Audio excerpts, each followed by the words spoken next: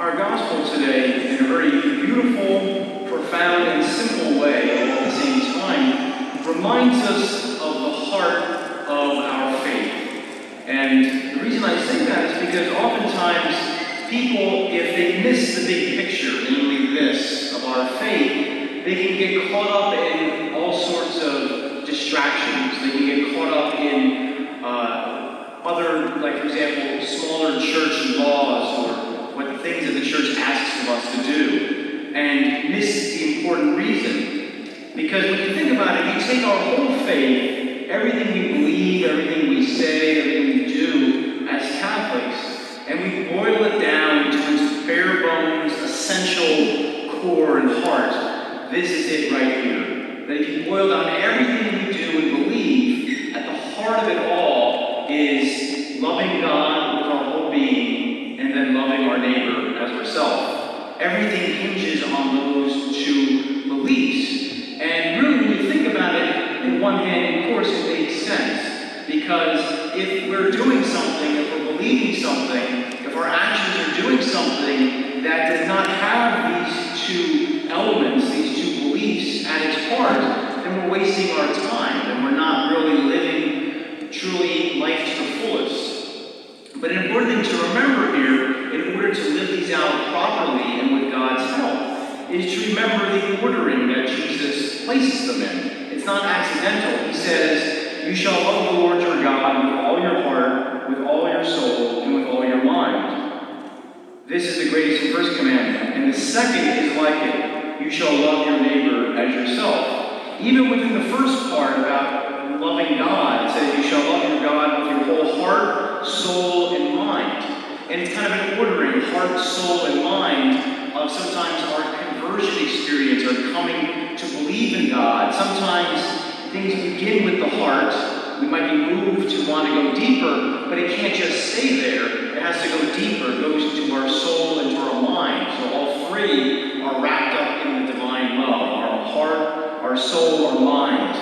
And then and only then are we fully capable of living out the second part of what Christ is saying here. You shall love your neighbor as yourself. Because ultimately, if we want to love our neighbor as ourselves, what has to be present in order for us to truly live that out is love of God first. The love of God, therefore, strengthens and informs and guides all other loves. Because if our love for God is lacking, if our love for God is incomplete, if our love for God is half-hearted, so to speak, then every other love in our life will also be lacking and not given our full support, our full attention, our full love, so to speak. Whether it be love of a parent to a child, child to a parent, love between husband and wife, love between friends, love between cousins, whatever it might be. Any kind of love in our life,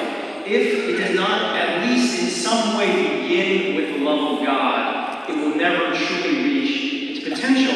And that's because God is love. All love flows from God and should flow back to God, therefore.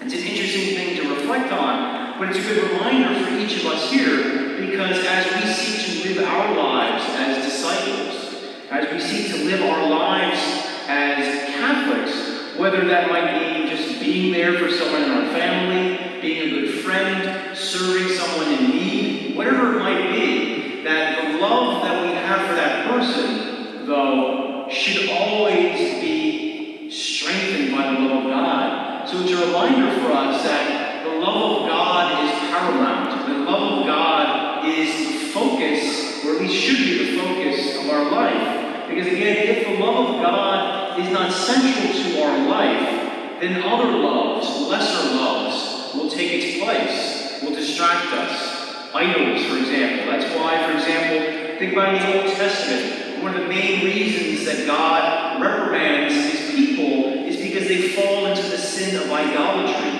And all idolatry is making something God that is not God. Whether that be pleasure, whether that be money, whether that be power or status, whatever it could be. Nevertheless, if we put anything in the place of God, we will worship that instead of God. So again, he reminds us here that all of our beliefs, our entire faith is rooted in this very simple but profound idea that we should love the Lord our God with all our heart, with all our soul, and with all our mind. And it's a reminder for us to not only make sure that there's nothing in our lives that are competing for God, things in our life that we're putting in the place of God. We have to always be cautious of that, because it's very easy for that to slip in. It's very easy for something to slip into my life and almost become an idol, something that takes my attention away from God to the detriment of my faith. But it's also a reminder to us, again, that in order for me to truly love other people, the love of God must be fully a part of my life.